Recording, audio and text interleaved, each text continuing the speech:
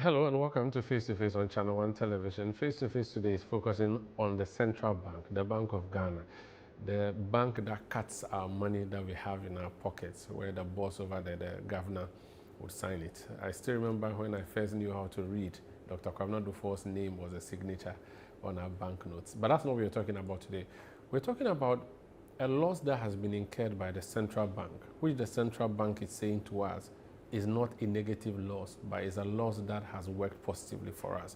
So I'm going to interview an officer of the Bank of Ghana to explain to us why there is a loss, but it's not a bad loss. I am Umaru Sanda Amadu, and you're welcome.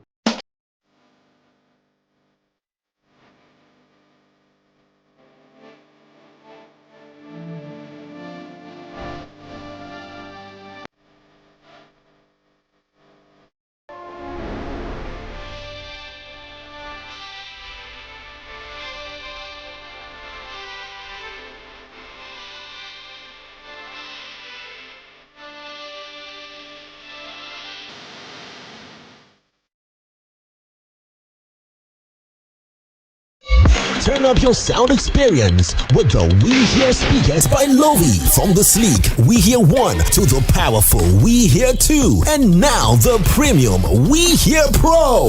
Fully endorsed by Kylian Mbappe. This is not just a speaker, it's a flexible, high-performance outdoor Bluetooth speaker built to bring your music to life anywhere. With up to 100 watts of music power, you get bold, immersive sound wherever you go. All available in stylish standout colors. Now the good news. From April 20th to May 20th, grab yours at a special discounted price. The We Hear 1 now at 400 Ghana cedis, the We Hear 2 at 900 Ghana cedis, and the premium We Hear Pro now at 3,800 Ghana cedis. Don't miss out. Call 020-195-7739 or pick up at the Atlantic Towers. You can also grab yours at Orange FM Kumasi, Plus FM, or 3 Music TV in Accra. Number 12 Afunya Street at Belengpe. Don't miss out on this special discounted offer. It's the We Hear promo powered by Lovi. We Hear, feel the power, hear the difference.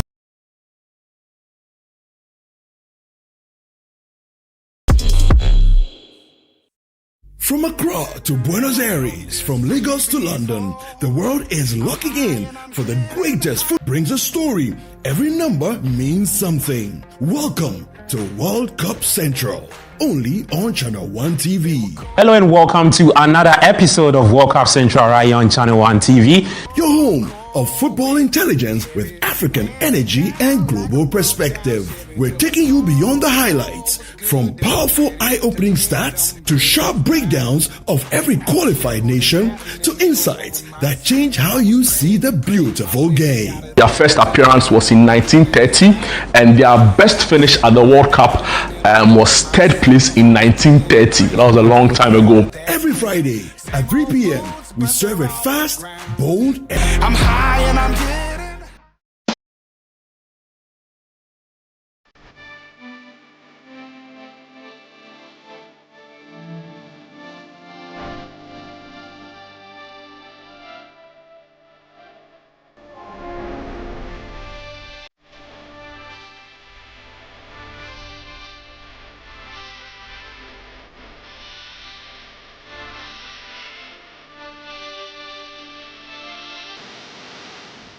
Also, my guest on Face to Face today, I like to tease people who leave the media to go and do other things. He left the media and went to do banking. He's Bernard Otabil, he's Director of Communication, Bank of Ghana. You're welcome to Face to Face. Thank you. How are you, boss? I'm doing pretty well. Did you miss the media? Yourself? Well, I still do media work. You do? And yes. Because of communication. Communication but is... writing a story, doing the lead and all those things, you miss them? I do miss headline writing. I mean, in media, you have to write very catchy headlines. And I remember when I, first went into the space and we had this lecturer who tried to teach us how to write a headline. And he said, if you have a very catchy headline, like how a bald-headed man saved my hair, then of course, that's what you attract, more the readers and so on and so on. Media is fascinating. I still, speak to all the people in the space. Some I've taught. Some they look up to me, some still come to me for some kind of guidance as well. It's fantastic. Let's start off with a point of education then, shall we? What is the Bank of Ghana? Bank of Ghana prints money we have in our pocket. But when they say Bank of Ghana, who is or what is the Bank of Ghana? Fantastic. I will look at it from the difference between the central bank and the commercial bank. Good. You can go to your commercial bank and then you go and say, well, I want to open an account, and a bank, what does a bank do? It accepts deposit on demand. It accepts deposit and pays on demand.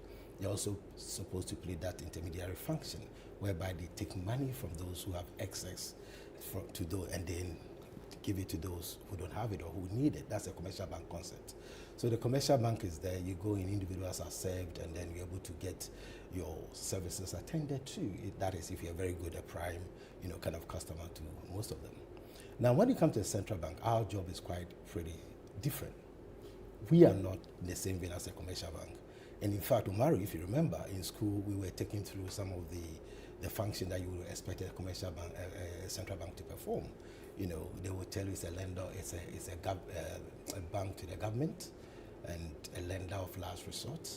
We issue the currency, which is a medium of exchange that we all, get to do. But let's look at it in a much more practical sense in the central bank function that we see today. Bank of Ghana, as a central bank, like all other monetary authorities, has a mandate to play. And that mandate, our mandate today that we have, is actually enshrined and backed by law. So it's the Bank of Ghana Act. So if you go into Section 3 of the Bank of Ghana Act, you see clearly what we are set out to do, right? And we have a price stability mandate. Price stability mandate, of course. That's your basic mandate. That's our primary objective. So it's stated clearly, primary objective. But then you would also see that other central banks do have dual mandates, like the Fed would have the price stability and also to contribute to employment and so on and so forth. We also contribute to economic development by supporting government policies and so on and so forth. We look at the financial stability issue because the financial stability is key. Now, especially post the 2007-2008 global financial crisis, even among the global standard setters like the Basel Committee on Banking Supervision all looked at this issue to do with financial stability and its importance to the overall macro-prudential activity within a country. Now, we also look at the payment system. We want to have a very effective and efficient payment system because the payment system is very crucial. It is one of the channels for what we call our monetary policy transmission channel, because if, for instance, if we lower policy rate and you want to see an impact in the market, payment system will play a very crucial role there. So if the system is impaired, you wouldn't be able to see the impact, or the impact will not be felt the way you want it to be. Now, that is why you see Bank of Ghana involved in an institution like GIPS, which is 100% owned by the central bank, because we want to make sure that within, for instance, the gross settlement system, everything really do work. We're looking at all this to do with fintechs and all other payment channels that you can think of. We look at that. So that is what we do. Okay. Now, why is our role so important, you may ask? Before I ask you to explain that, we also have a regulatory role. You haven't talked about that. So you regulate banks, you regulate financial institutions, or just banks? Well, we regulate the banks. What does it mean? Regulating the banks is looking at it from two different ways. You have the micro, part of it, in the micro-prudential and then the macro-prudential. You would want to make sure that the banks, as an entity, are actually solid. They have the necessary financial buffers, and that they're able to play the intermediation role for which they are licensed and have been issued to them. So you license commercial banks and you supervise them?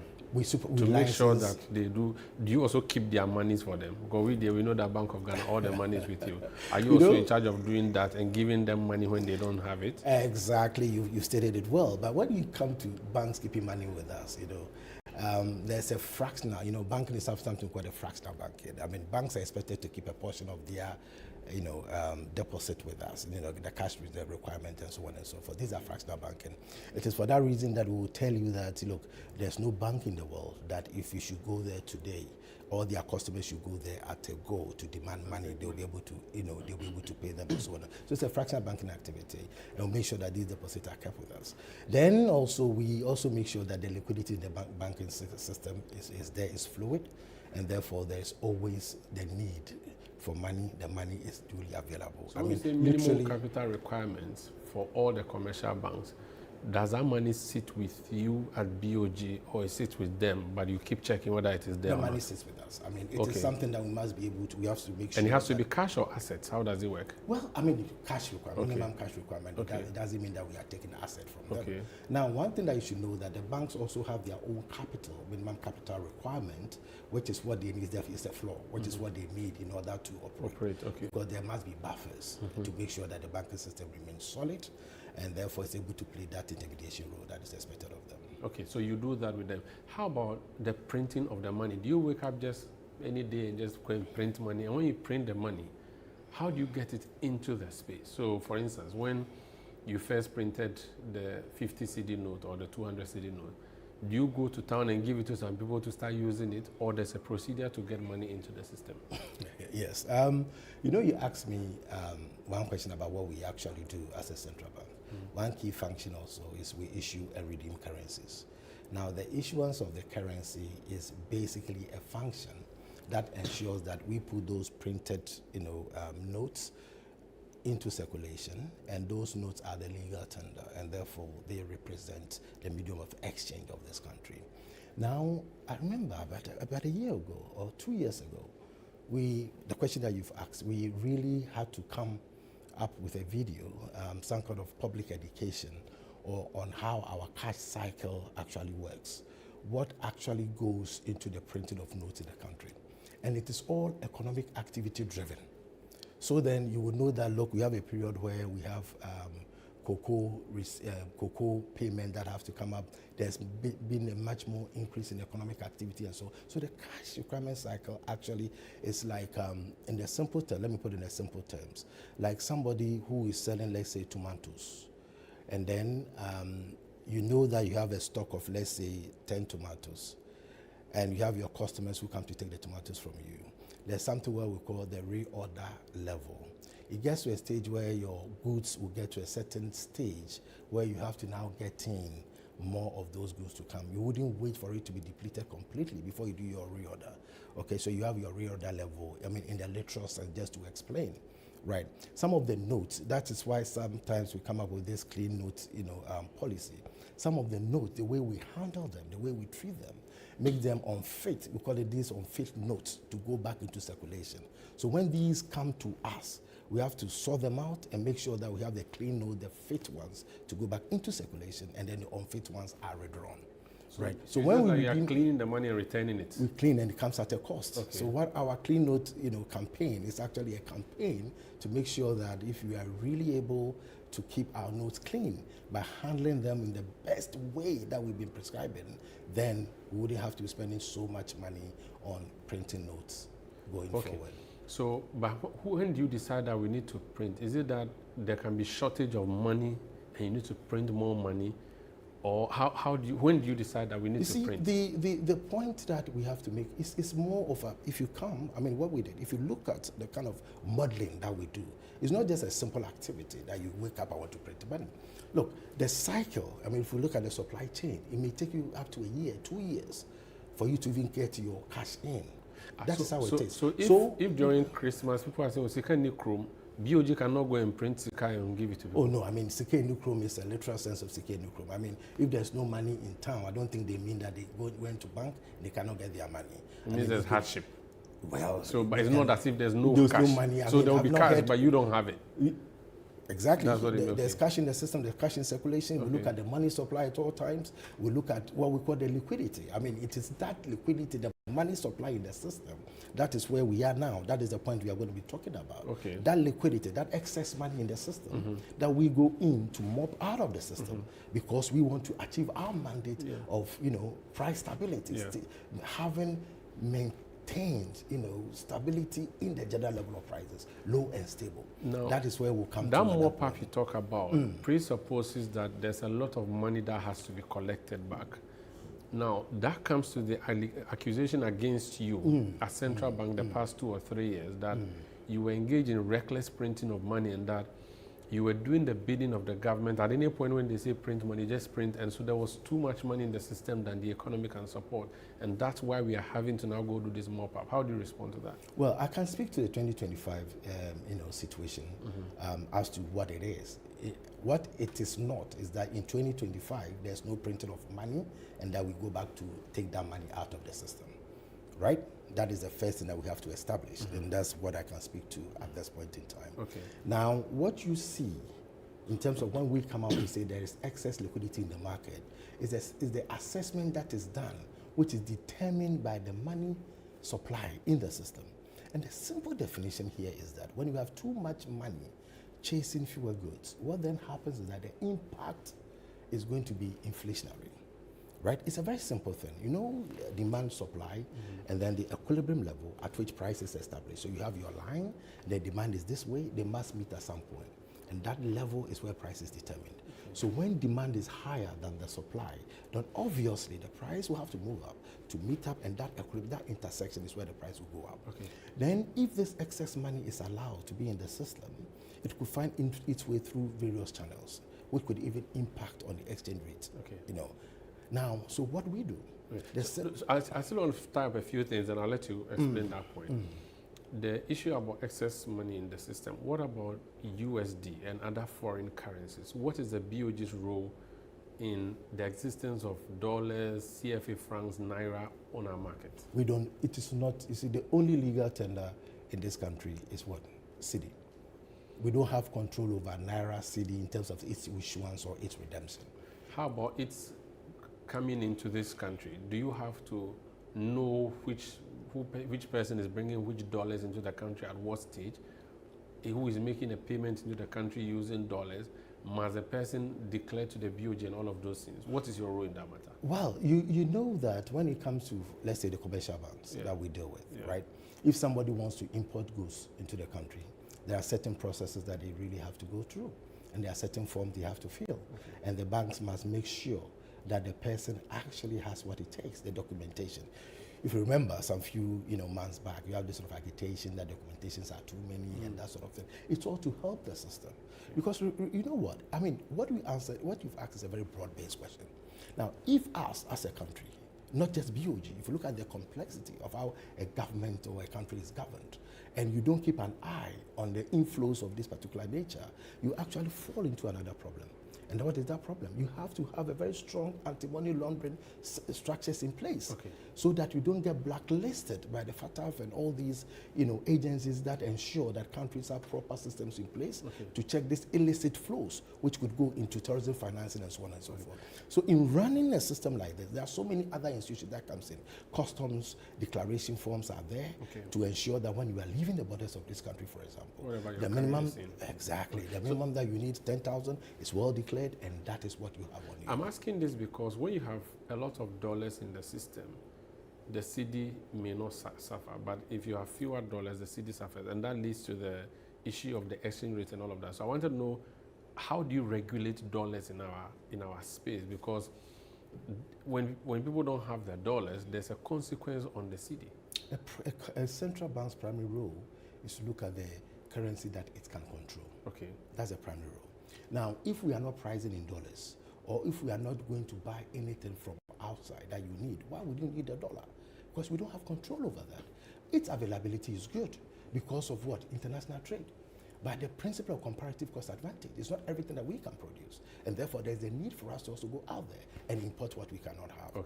Right? So once there's that existence, there's the need for us to get those in. So then we will need to get the foreign reserves. That is where the reserve position also becomes very important. Because if we say 5 months of import cover, what does it mean?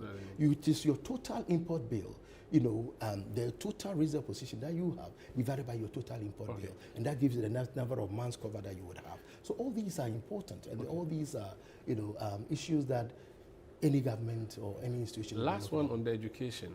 We hear terms like monetary policy, fiscal policy, Bank of Ghana, Finance Ministry. What is the nexus between the two of you in our economic management, and where do you depart, the two of you, Finance Ministry and BoG? Finance Ministry looks at the fiscal, and when we're talking about fiscal, they look at all the public sector management issues, our revenue. They are responsible for elite terms. When customs, VRA, GRA, whatnot, all the money that comes into our system is managed by the finance ministry. So they make sure that all the organs of government is running. So the national budget of this country is produced by the finance ministry. Tells you the revenue point, what we expect revenue to be, and then the expenditure, they will tell you what we expect the primary balance to be, and so on and so forth. So they manage it in that broad context, because they are the public sector, they handle the public sector borrowing requirements and all those things. They handle all the public sector issues, and that is what they do. The omnibus. Monetary policy in the space of what we do as a central bank is that we make sure, and as I said, let me explain the very simple terms. We have a very narrow mandate of maintaining that there's stability in the general level of prices. And therefore, when there's that stability, then within for instance, the managed floating exchange rate system that we have, it is going to impact on the foreign exchange like we have now. Then also we believe that when prices are stable, what we mean by low and stable prices, it is defined by a medium-term target of 8 plus or minus 2%. So this medium-term target is what we aim to achieve, right? Now, why is it important? We believe that if we are able to keep prices low and stable, within the short term, it affects the economic well-being of all of us. And in the long term, we improve the living standards of the population.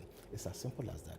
Our job is important, and it is therefore necessary for the fiscal and the monetary to agree. And this is where it is very important. That's the nexus that you are talking about. The fiscal, as we've stated, also I've stated earlier, is in charge of the revenue and the expenditure side of it, which means that they can be making the allocation for payment for contractors. They'll look at the construction of our roads, schools, health, education, recreation, everything that to do with the economy, they handle that. Monetary policy's job is to maintain that stability that is expected to impact on the broader economy. If fiscal and monetary are not in agreement or they don't sync, then we have something we call the fiscal dominance. You could have a situation whereby the fiscal goes into overdrive by way of spending so much, right?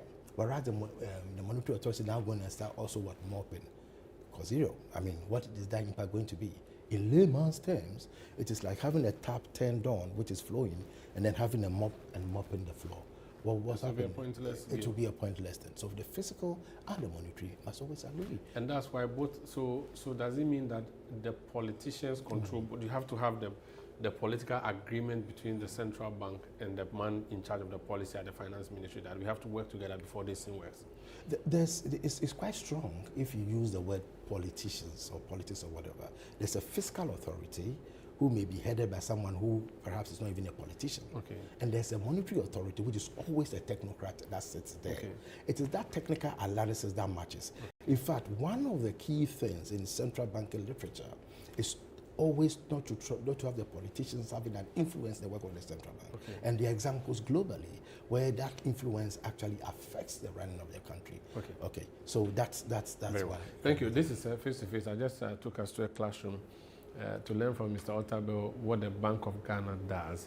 That having been said, we are now going to talk about the losses that the central bank incurred. So if it is not a bank like the commercial bank and it incurs a loss, what does it mean? Who suffers? Who pays for it?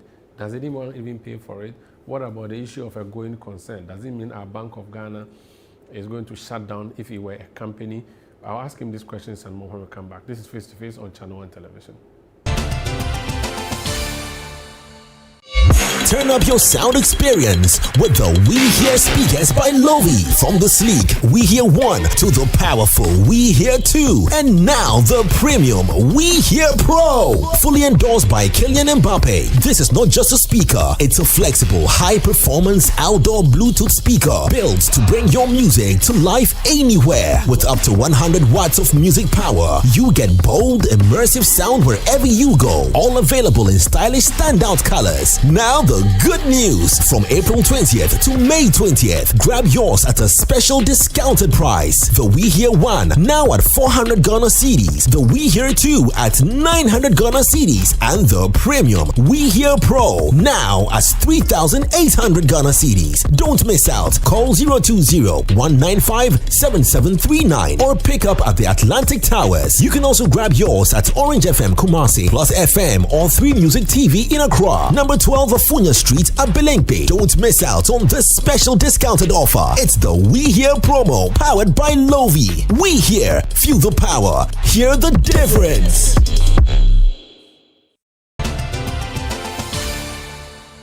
You're welcome back. This face-to-face on Channel 1 Television. I'm Umaru Sanda Amadu. My guest is the Director of Communications at the Bank of Ghana, Mr. Bernard Otabil. Let's talk now about your losses that you incurred, which you have reported.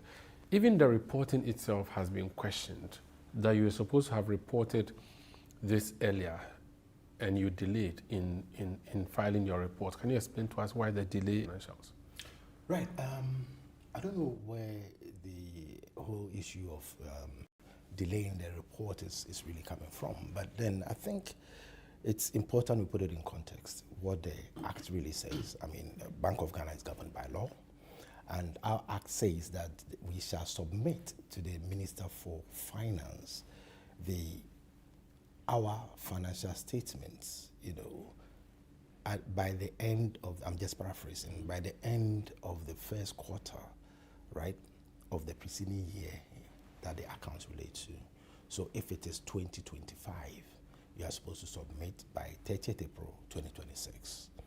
Now, what it is that by convention and by our relation to the Ministry of Finance, every year where there are issues that needs to be resolved or there are something that could, come up, and therefore the auditors will need more time to look at certain aspect of the account, as it happened this year, we then write to the Minister for Finance for extension, which is most of the time granted for us to have that period to submit the account. So that's a breach of the law? It's not a breach. The law says the first quarter. It is not a breach of the law. It is never. The first quarter ended. And let me also make it clear, as I use the word by convention, over the last how many years that you would be looking at, this has been what we've been doing. Because we are a central bank and we believe in data. And therefore, everything that we are doing, we have to make sure that it is fully compliant with what is expected within the space. So this is not the first time you have delayed? No. This is not the first time that we have, no, don't use the word delay. This is not the first time delay is delay, because if you are supposed to submit end of first quarter and you've done it in the second quarter, that's a delay. This is not the first time that we have written to the Minister for Finance for extension so that we get our acts right and submit the account. So that's what happened in this instant case. You asked for permission and you was given... Exactly, and we've made it so clear. I think, we've come out clearly to state. We wrote to the Minister for Finance and that was granted. And most significantly also, let's look at, what actually happened. We changed auditors this year for the preparation of which was going to be my next question. Why did you change auditors? People say that it's a bit fishy. What happened? Oh, well, if anyone comes up with that argument, then that is quite, problematic. If you have an auditor, when you're to audit an auditor to audit a firm, forget about Bank of Ghana, to audit a firm for 5 or 6 years or more, it should rather be raising eyebrows. And why is that the case? As an accountant, right, and I can tell fully qualified ACC accountant, if you had a business and I am advising you, and I came to you and said, Umaru, how many years have you had your auditors with you? And you go like 5, 6 years. I'll say, look, please, you must as well try and get another auditor to come in. Because when they become so much familiar with the business, there are some things that it becomes so much routine. They go into that kind of mundane mode that they may not be able to find some of the key areas that could also add value to your business. That's one part of it. But hold on, let me say this. This is not the doing or the making or the statement of Bernard Otabil. If you look at the situation to do the Enron, Tyco Peregrine and all those things, global examples, Arthur Anderson, and all the problems that they had gone into, it was clearly stated that there was a time that the audit firm was getting more in management fees than the audit. And therefore, what then happened? They were more concentrated on more or less somebody who's supposed to make sure that the system at play actually is fit for purpose and therefore can give a clean bill of health, that this business or the account so prepared reflect the true and fair view of the state of affairs, would rather be given a certificate, that is not really worth. So it's good to change auditors often so that they can have eyes on it. But the cynic would also say, no, the BoG realized that things were so bad, so they want to bring a favorable auditor to come and audit them and give them a clean bill of health. Oh yeah, let's that's what happened in this instance. Let's be very seriously, engaged on this. So give me time. Yeah. First of all, it is very wrong for anyone to think that an auditor is favorable. More so a big 5 audit firm? It can't be. These are the work that auditors do.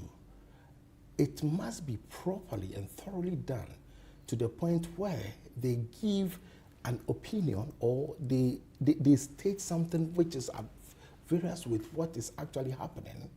What then happens? They may lose their license. That's their livelihoods gone. And that is their professional standards taken off.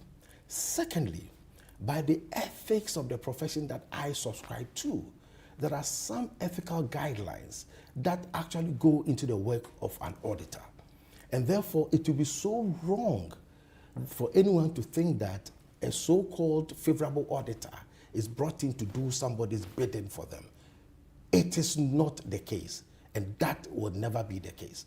And that rather is not fair on such a professional and noble, institution like the audit profession. And I don't think that for anyone who actually has that view should never be entertained at all. Because, we all go to school, we all try to have some form of training.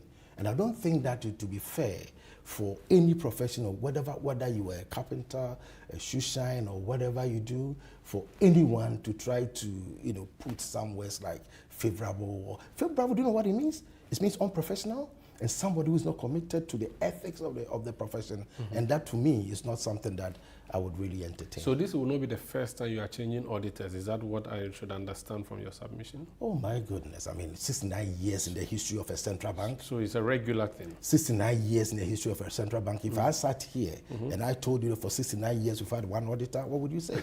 I would be come on. This is a no question. Okay, very well. So now let's talk about the findings. There's been conflicting reports on the findings. The Ofuasi Arebe Member of Parliament, Kojo Konkroma, he has said that the figure of 15 to 16 billion as a loss is actually higher than that. Have you seen that publication? Oh yes. I saw some. I listened to some of the statement that he made in that. What do you say to that? Oh, let me explain what he actually did. In fact, today we put out a Q&A, a question and answer, an elaborate one on the whole account and all of that. Now, give me time to explain this. Go ahead. When you prepare a financial statement, there are certain requirements of you. IAS 1 gives us what kind of statements that we have to put across. So you would have your operating statement or profit and loss account, which all your nominal and general ledger items will feed into right from your trial balance into your P&L. And that gives you your operating profit or operating loss. The figure that we put out there, right? If you look at the account and where you find that figure of 15.6 billion that so stated, you find it in the income statement, the operating loss. Now, there also requirement, this is international accounting standards, that there are some items, what we call the unrealized items, that you would then put in something we call the other comprehensive income column. And what is the other comprehensive income? Let me explain here. In layman's terms, when you look at the income statement or the profit and loss statement for everyone to understand, it contains items that have been realized, transactional, right? So for instance, again, using a very basic example, the woman who sells tomatoes or someone who's operating a cold store, you have electricity to pay, you have water to pay, you have staff salaries and all these. These are measurable items that you would then find in the profit and loss account. Let me use that to describe an income statement. When you go to the other comprehensive income, these are unrealized amounts that are put in there. So you may have certain foreign currency translation losses that you find there. You would also have, in the other concept, defined actuarial valuation of defined pension schemes, you also find it there. Those who do within the hedge funds and derivatives and all those, you find it there. Why would you put those items there, revaluation losses and some of those things? The OCI provides a buffer. What it does is that it wants you, Umaru, me, that at the look of an account, items which do not, non-cash, which do not actually involve the movement of cash, do not affect, alter the actual position of the statement. That is, what is the business actually doing from its core activities? And therefore, you can be able to look at the profit that is coming in there. So on the other hand, the OCI is a buffer that prevents you, for example, if you have an asset in stock whose price has gone up and you haven't sold that item and you are marking that to market. You see, even within the profit and loss, you are still marking to market, but that's the standard mark to market. When it comes to OCI, this mark to market is different. So when you are marking those items to market, what then happens is that those items, if you have not sold, so they are unrealized gains and losses that are put in that account. All right? And let me explain. You have retained earnings. When you have the profit or loss in the operating income or the P&L account, they will end up in retained earnings. All of them will end up in equity anyway, but they go into different pockets. Right? The OCI level will go into the other reserves. In this particular case, you have the 15.6, right, which is the operating loss that was generated. Mm-hmm. And then you also have the OCI element, which is the 19 point whatever, the 19.3 or so, that was also generated from the OCI level, right? Now, they all end up there. So you see that the impact will now go into the equity position. So the movement that you would see is that the movement from the previous year's equity, negative equity position to the current one is where you see from the total comprehensive income, which is where you would have the retained earnings and then the OCI. That gives you that. But why in this case can we not say that all loss be loss, and so you add this 15 to 16 plus a 19? Why is it not done that way? That is not the best way to present an accounting information. That is not the best way. Because I mentioned the OCI and perhaps the way I'm explaining it, let me be very practical so that everyone watching will be able to understand. All loss cannot be loss. Let's assume, right, we as a central bank, right, we have reserve positions that we have. We may have financial instruments, we have these reserves in. We may have currencies, normal, FX, USD currency, or we may have gold, as a reserve asset that we keep. Now, because of the foreign component of those assets that we have, at the time of the balance sheet preparation day, right, you would now be able to show the balance sheet position, the position as at a given date. That's the position. At that time, we translate all these foreign denominated assets or foreign currency denominated assets into our base currency, which is the cedi. Let's make it practical here. In 2024, December, right? If you had the dollar at 14 cedis, flat, average, 14 cedis in 2024 December, right? And then you had an asset denominated in $1. $1, you translate it at December 2024 value, exchange rate of 14 cedis, you get 14 cedis, right? Mm-hmm. December 2025 of 10 cedis, you get 10 cedis, right? So the asset value has gone down in terms of the base currency, right? By 4 cedis, but the asset is still there. These are the items that you will now capture in OCI. Okay. So, as I always say... So the assets are not depleted? No. They have not been lost, technically speaking. Translating them from that foreign exchange... So is there a value... That goes down. And then this is not the actual movement of cash. Okay. But it's gone down. Okay. Those non-movement of cash is where it sits in the OCI.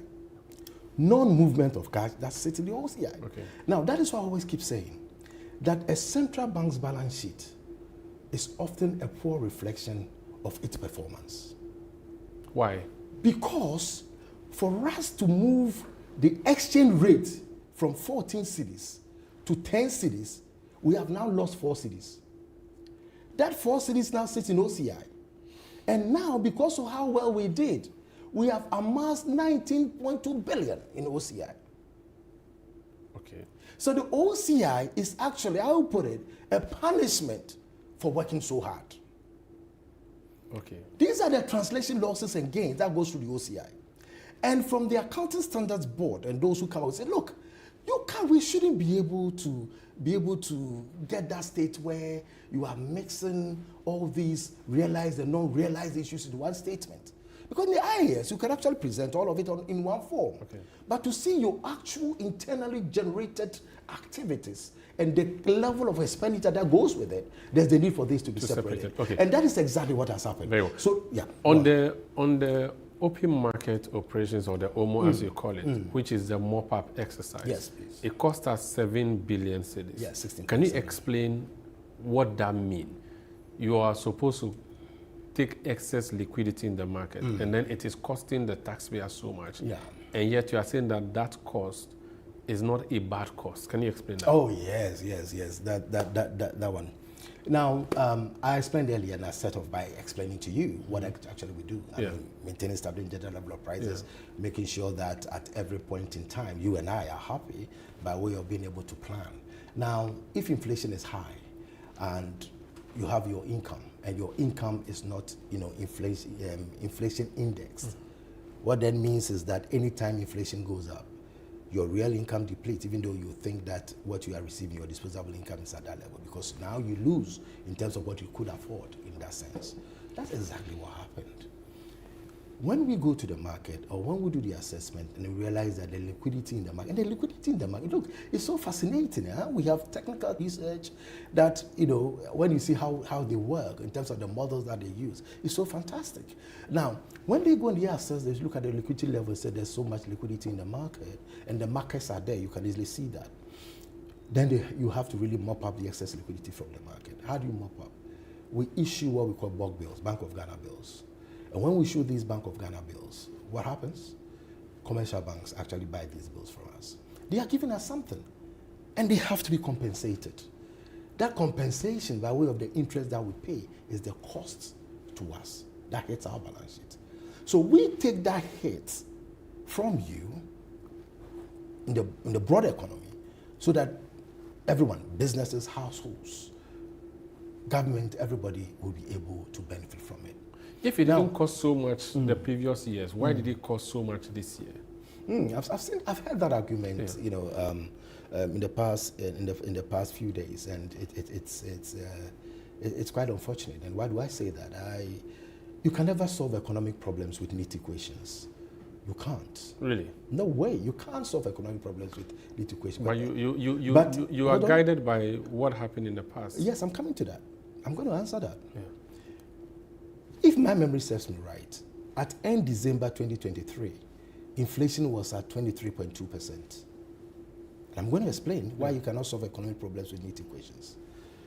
At end December 2023, inflation was at 23.2%. At end December 2024, inflation was at 23.8%. It didn't shift much. I repeat, inflation at end December 2023 was 23.2%. Inflation at end December 2024 was 23.8%. How much did we spend in OMO in 2024? How much? A lot of arguments have been made that about 9 billion was spent, and therefore this year is 26.7 billion. I would never make that argument and try to do that comparison. But because you brought it up, I'm just bringing this up. Yeah. And to buttress my point that you cannot solve economic problems with neat equations. So are you saying, per what they are saying, that moving inflation from 23.2% and spending 9 billion and moving it to 23.8%, and that someone realizes that inflation was sticky, inflation was sticky around 23%, and that person is moving it from 23.8% to 5.4%. And if you are basing that simplistic argument, how much should that person be spending? Multiple times, maybe 20 times what you spent for the first one. Exactly. But you cannot solve economic problems with neat equations. So then if you bring in that argument and I go down that lane, then I'll say, look, work that math for me. If we couldn't do it at 9 billion and it still stayed sticky at that, so the person can say, let's be a bit more hawkish. We realize that inflation is sticky around 23%, and if we continue using the same thing that we're doing, it's going to take us a lot more time for us to be able to get to the medium-term target. And as I said, and let me repeat myself, this is not the kind of argument I will be making. Because you cannot solve economic problems, you need equations. Conditions will change, the environment will change, and so many things will come into play. So we shouldn't be saying that someone did this previously, and therefore this time is more. You look at the benefits. The benefits, look, Umaru, hold on. The benefits that cost comes far outweighs what has been spent. Look at your debt to GDP number, for example. How much was it? From 60-something to 40-something% as we speak? Look at inflation from 23.8% to 5.4%, right? Look at the exchange rate, which has moved from 14% to average of 10%. 14 cities, sorry, to average, because I'm talking percentage, to 10 cities. All the numbers are looking up. And these are the benefits of OMO. These are the benefits of the policy operations of the central bank in 2025. Were you not overly fixated at a single-digit inflation, so you kept pushing and then reducing the exchange rate so that you weren't pushing so much money into getting that for political, success storytelling? Well, first of all, central banks are not involved in political success storytelling. As I stated earlier, central banks, we have our mandate, and I've never been in a position where I have to work for a political success story. Okay. But the political authorities are in charge. They appointed the boss of the central bank. The political authorities appoint the boards and what you have stated. But the point is that we have a clear mandate based on our independence. Our central bank independence enjoins us to use all monetary policy tools at our disposal without anybody telling us what we should do. That is never there. Look, the issue that you have to be really looking at is what is the mandate of the central bank, and were we able to achieve that mandate of the central bank? So that's how it should be viewed. You raised two issues that I think we should let it pass, because it's quite significant. You raised the issue that we were overly fixated on getting a single-digit inflation. Now, let me be clear and let me explain a few things to those who are watching. Setting the monetary policy rate is not done in any boardroom or any corner shop. There is a monetary policy committee that is at play, which are made up of independent-minded people. Now, the 7-member monetary policy committee is chaired by the governor. You have 2 deputy governors there. You have the head of treasury, you have the head of research there, and 2 independent members of the committee. Today we have 2 professors at the University of Ghana who are part of that committee. Recently, we started publishing our MPC deliberations. And if you read the MPC deliberations, you would realize that this is not some kind of unanimous decision that people go and sit somewhere and decide on it. We have split decisions, we have opinions that are put out there. We started doing this in order to address some of these things that people have. Wherein lies the political narrative for an MPC member who sits down and writes their own deliberations. And I'm privy to all these things. And I sit down and I listen to them. And it's so beautiful. And you could see people saying, I want to operate this way, I want it that way, and therefore let's deliberate and see where we'll be. And that's not all. Before they even get to that point where they have to deliberate, what takes place? We have the research team and other technical team making presentations to the committee, so that the committee look at development within the global economy. Okay. They look at the inflation dynamics, they look at the growth numbers, and then they bring it down to the domestic economy, how it impacts us. Of course, we don't live in an island, do we? And therefore, everything that happens out there also do affect us. These are the sort of deliberations that go on. Yeah. So that argument must really not be brought in at all. Okay. Because that story can never be told, and it can never be true. Okay, this is Face to Face on Channel 1 television. So the cost of the stability we are seeing and the successes we are seeing is 16 billion. When I come back, I'll ask Bernard Otabil, does it mean that is it? Or by next year, the cost of maintaining that stability would cost the same amount or even more? Or what would that cost be? We'll do some projections when we come back. Please stay.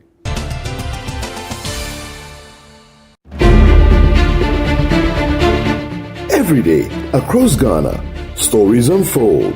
Stories of hope, struggle, courage, and progress. At Channel 1 TV, we tell your story with truth and heart.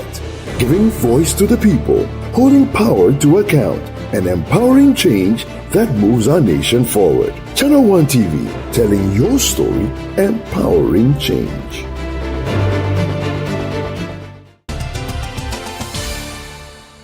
Yeah, welcome back. This face-to-face on Channel One TV. We're having a conversation around and about the Bank of Ghana. Bright Simmons has written something I want to just read to you. He says that the gold programs are far costlier than they were made to look. Nearly $1 billion in losses. You introduced this gold program to support and shore up the city. He's concerned that we are losing money. If you look at the, what is our reserve position, for example? What is it? Reserve accumulation. Over 13 billion reserve accumulation, 5.7 months of import cover, the highest ever that we've had as a country. Where have we come from for 4 months of import cover? Also, everybody knows how much the gold program has helped this country to build the strong external buffers that we have now.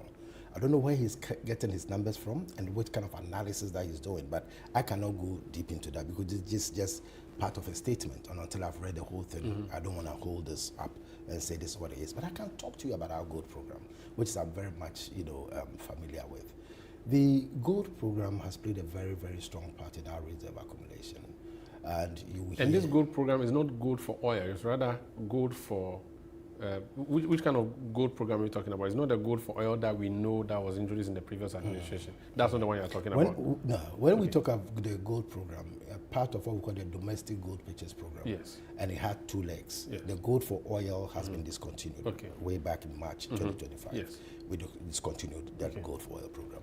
But the gold for reserve is something that we found very, very useful, where we have actually used in a much more extensive way. So practically what were we doing? We were buying gold and selling, or what were we doing in practical layman terms? In practical layman terms, it's like you have this ASM, the artisanal small scale mining sector, and then you have them producing gold, right? Let's use the gold board system because we started with the PMMC model. Yeah. So they go there, they are the aggregators, so they are the one who goes to buy the gold from them. But let's be very clear, this is the Dory gold that we actually buy from them. Okay. It is not, bullion gold or monetary gold and that sort of thing. So we buy this Dory gold from them. It has to be refined and so on and so forth before it actually gets back, as what gold that it can be put part as your reserve. So you have the big mining companies in layman terms, and you have the ASM level also coming in. So that's what it is. So money is made available for the purchase of this gold. This gold now becomes part of our reserve after it's gone through a number of processes. So it could actually be sold for FX, or it could also become part of your our critics reserve. say you sold an awful lot of our gold within a very short period. Can you explain that? Which part of it are they referring to? The tonnage of gold that was sold. sold. Yes. You're referring to the rebalancing of our reserves. Yes. Let me also spend a bit more time, if you permit me, to explain, because yes, I've heard some arguments in that direction. Let's look at it from me as an individual, then I'll relate it to the central bank so that people will understand. I'm an investor and I want to invest, right, and make money out of it. You would be advised, if you had a very good financial analyst or a financial advisor, they would tell you that it is always good for you to have a balanced portfolio. When we say having a balanced portfolio, it's because of the way markets behave. Markets, the unseen hand of the market always has a role to play in everything that we do. So they'll tell you that it will be good for you to have a little bit of cash, have a little bit of shares, that is equities, and have a little bit of bonds. So that when the share prices are going up, you take advantage of it. Maybe the bonds will be going down, so that at the end of the day, when your portfolio is balanced, you are able to get the returns that you expect. So all investment managers have some structure of this nature. Bring it down to central banking. When it comes to a central bank, why would a central bank be looking at its reserve? We are talking of the reserves position. That's what you're talking about. Why would a central bank have reserves? Why would you want to build an external position that is strong enough to support its import? Should there be any, unforeseen situation that would then, when we are not producing anything, we come to what? Why would a central bank do that? Pretty simple, as I've explained. But in that sense, what kind of portfolio should a central bank hold? So when it comes to our central bank portfolio management, right, we are looking at safety, we are looking at liquidity, and we are looking at the returns that comes out of it. Now, when you have what we call concentration risks, that is when your reserve position or whichever portfolio you are managing has a much greater value of one asset class in it. In this case, looking at it about 40%, then should that asset class actually suffer a very serious price fall, it's going to have a very down impact on your reserve position. And it doesn't satisfy what we do. So that's why you have to diversify. You have to. It's a reclassification of the asset. Okay. And let me come here. That is something that is being said out there. And whenever I hear that, I feel a bit, pained in terms of the fact that the story is told as if the gold has been sold and there's nothing else. No. The gold now has foreign currency backing, dollar backing, in terms of the fact that the proceeds are now held in USD. And they are earning interest. So we haven't lost gold. The gold has been reclassified. So the gold is gone, we have USD. which is part of our reserves and earning interest. So when it's put out there... But was there an anticipation that gold as reserves may suffer? That's why you had to quickly do it is not any level of anticipation. You don't call it anticipation. Reserve management requires constant monitoring, constant engagement with your mark to market. It's something which is clear. Okay. And then when you look into it, and then you realize that, look, we are accumulating gold. We've gone to a stage where our concentration risk is so high. And therefore, if we don't look at rebalancing, this is what exactly going to happen. It had been flagged earlier by others and so on and so forth. So that's exactly, purely, that's actually what went there. So nothing is lost. It's gone into reserve. It is earning interest, and that's it. Former Finance Minister, Dr. Amin Adam, has reported you, Bank of Ghana, to the IMF, International Monetary Fund. He says that your 15.63 billion loss could add pressure to our debt portfolio. What do you say to that? I haven't read what he has, his petition that he's taken, so I cannot speak directly to that issue. But let me speak to you on our loss position. Now, 15.6 billion loss is what we have suffered. In the new Bank of Ghana Act, there are provisions for us to have recapitalization, all these things going to go on and all of that. But this is a historical cost that has taken place. It's historical. This is what is recorded. It happened in 2025. What are the benefits that we are getting? I've explained all those things to you. Going forward, are we going to experience the same thing?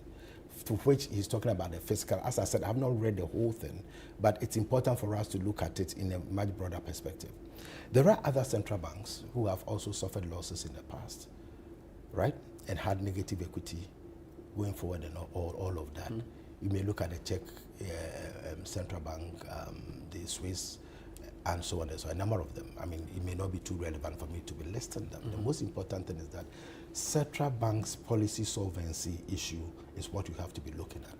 We are policy solvent, and I always keep saying that if in doubt, you always have to look at the cash flow position. The accounts that presented came with other supporting accounts as well, and these are all laid down bare in the books. So if you are looking at whether the central bank is going to be able to continue its business as usual, and that no significant part of its operations will be curtailed in the next foreseeable future, like you mentioned, the going concern aspect of it, we are clearly in the clear. And we stated, even if you look at what has been put there, the policy solvency figure by 5.5 or so, it gives you that strong sense that this is what is happening within the central bank. Now, going forward, we are not going, if you look at the various, the macroeconomic situation, are we going to have a situation whereby you are having the dollar to CD rate from, like, let's say 14 to 10? If you look at the stability that we are enjoying within the exchange rate market, you wouldn't be having that. So if you look at the values going forward, and you are going to do the translation cost today, you wouldn't be having the same thing, for example, in the OCI. Now, as the monetary policy normalizes, and then you see where we are now at 14%, you are not going to mop up the OMO cost at the rate that we used to be at that level. So that OMO cost is also not going to be. So next year, when your financials are out, we shouldn't see the huge figure that you are reporting this time as a loss. Yes, Umaru, as I keep saying, economies are not deterministic. I remember, I use my own self as an example, I think 2022 or 2020, thereabout, if you read our monetary policy report, the November report, we're so bullish and we're looking forward with renewed optimism and so on and so forth. Then boom, COVID came unexpectedly. And what happened? It reversed everything that we achieved over the period. And suddenly, a country that was looking forward to so much, with so much optimism and all of that, had to now go into this, you know it. Then let's use the term now, that you people use. If all things remain equal. If all things remain equal, we are going to see a better performance from the central bank. That is for sure. Because if you look, I mean, we entered 2025, 2026, nobody expected, there's going to be war in the Middle East. It started off as some skirmishes, and then suddenly everybody gets involved and all of that. But because of the strong performance that we have done over the years, you see how Ghana more or less seems to be shielded from all these geopolitical issues that are taking place. Okay. It is all because of what has happened and the cost that we have to. So in a few seconds, BoG has made losses, but it's not a grave concern. It's not something that Ghanaians should go and start an obituary for. Oh no, I mean, BoG have made losses by taking that cost that would have become a burden on Ghanaians on our balance sheet. That's exactly what it is. So it's a loss to be celebrated. I wouldn't use those words that it's a loss that needs to be celebrated. But we shouldn't cry over it. It is a loss that was necessary in terms of what the policy objectives were and what we wanted to achieve. And that's exactly how it came about. Bernard Otabil, Director of Communication, Bank of Ghana. Thank you so much. Thank you very for much joining us on Face to Face. Thank you. And that would be it for Face to Face to this edition on Channel 1 Television. I am Umaru Sanda Amadu. We'll be back next week with more. Please stay with us.